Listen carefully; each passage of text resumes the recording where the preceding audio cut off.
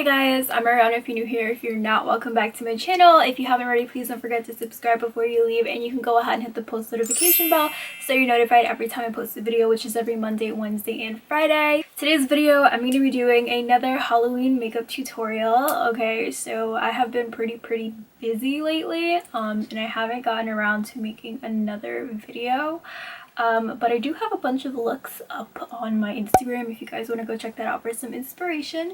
But today I'm going to be filming a Halloween makeup tutorial because we are getting closer and closer to the spookiest day of the year. In this tutorial, I'm going to be showing you guys how I'm going to turn myself into a cute and scary vampire. Alright, so I think that this type of look is super classic and you can go in any direction with it. It is also really easy depending on what kind of look you're going for. You can either do a cute vampire and do something super simple, or you can be a really scary vampire, which is what I'm going for. So I'm going to show you guys how I turn myself into a full-on vampire. So I am wearing my little outfit that I will be taking my vampire pictures in. I also want to mention I do have a couple of things that I'm going to be adding to this look. Some contacts, some fake fangs, and I have this little vampire-ish necklace that I got from like Party City like last year. It's super dusty. I've been saving it since last year. I never got around to using it. So these things are optional, but they really do take the look to the next level and make it look that much more realistic, which is what I love to go for. So we're gonna go ahead and get started, and I am gonna be voiceovering this video because I just want to get in the zone and finish as soon as possible and be focused because I got things to do. So let's go. So the first thing that I'm going to go ahead and do is I'm going to take my Saturday Skin Waterfall Glacier Water Cream, and I'm going to go ahead and moisturize and prep my skin for the makeup. And I actually went ahead and pop on my contacts already. I actually end up taking them out because they're like so irritating, but I thought I was going to be one step ahead of the game. So now I'm going ahead and putting on my base. So this is a BB cream that I actually bought from the Dollar Tree because I wanted to do a little Dollar Tree makeup video, but I never did. So I actually just used this foundation BB cream for makeup looks and videos that I know I'm just going to be like putting the makeup on and then just washing it off when I'm done, so I'm not wasting anything really. And I actually kind of like this BB cream, so I feel like my skin came out looking really flawless, to be honest. You'll see, you can be the judge of it as well. So I just blended that out.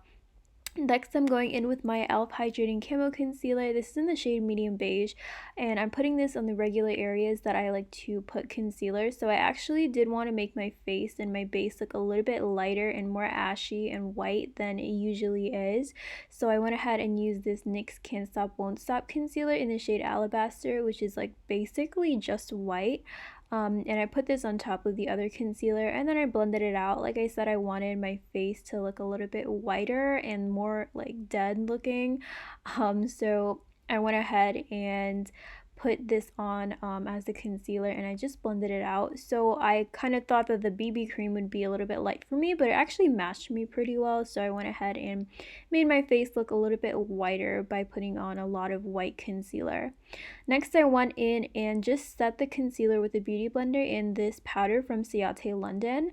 And I just put the powder all over the places that the concealer was, just to really lock it in with the beauty blender.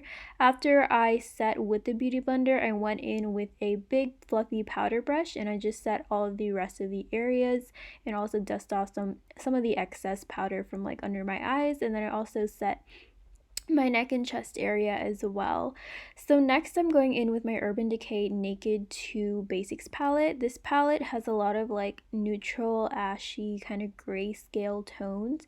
So I used one of the more warmer ashy tones to contour my face. So I went in on my nose, and I actually went in to contour my cheekbones, and I'm using kind of like a big fluffy eyeshadow brush to sculpt out my cheekbones. And I was going for more of like an angular kind of contour look, and I feel like this really brought the look together as well, and I really like how it came out. So like I concentrated most of the darkness toward the top of the cheekbones, and then I kind of blended it out going more down toward my actual cheekbones, and I kind of did make it look a little bit angular going toward the corners of my mouth. Then I put it on my forehead as well. I also kind of contoured my like neck area just so it wasn't looking too blank. I went ahead and filled in my eyebrows with more of a darker color than I usually go for. Like I said, I want to look a little bit dead, so I just used a brow pencil that is a little bit too dark for me, and I also went ahead and carved out my brows as usual. The next thing that I went ahead and did was go in on my eyes. So I kind of did kind of like a grayscale kind of cut crease. It wasn't anything too complicated, but I just put like a kind of ashy gray warmer tone on my transition area. Then I went in with a darker gray and I put that in my crease, and I kind of kept like the dark colors more on my lid rather than on the outer corners of my lid. And then I went ahead and cut my crease with some concealer, and then I kind of winged it out toward the outer end. But I just put the concealer all over my lid, and I also took it into the inner corner as well, going into my nose. Then I went ahead and set that with a neutral kind of skin tone color for the actual lid, and then I went in and applied my eyeliner. So I created like a baby kind of simple wing. Then I also went ahead and put on an inner corner wing as well, because I wanted to have like a kind of intricate looking eyeliner look going on. So I did the inner wing on both sides, and then I also kind of dragged out the lower lash line liner, looking kind of like feline going. I don't know what I'm saying. I kind of went for like that feline looking eyeliner look, and I feel like it went together with the look really well. It was like really angular and sharp, and I feel like it did go with what I was trying to portray. So after I finished doing the eyeliner, I went ahead and popped on some lashes, and then I went ahead and worked on my lips. So I just did kind of like a black and red ombre. So for this, I'm using the body paint. This is some black body paint that's water activated because I don't have black lipstick. But I went ahead and outlined my lips with the black body paint like I usually do. Then I went ahead and put some red body paint on the like inside of my lips to create that ombre, and then I kind of just blended them together, and I left this as like a glossy satin finish because I did want it to look a little bit kind of wet, because I will be adding blood later, and I feel like it really went with the look like a lot too. So this is the red body paint that I'm using. This is from Mayron Makeup, and this is a red foundation paint.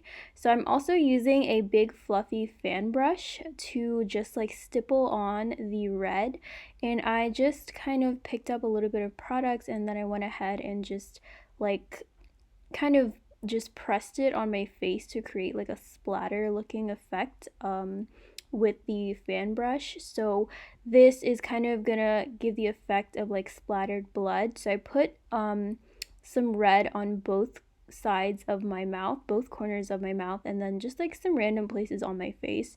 Then I went ahead and put one spot on my neck where I'm going to be creating the vampire bites, and then a couple other places on my neck and my chest as well, just to like tie everything together.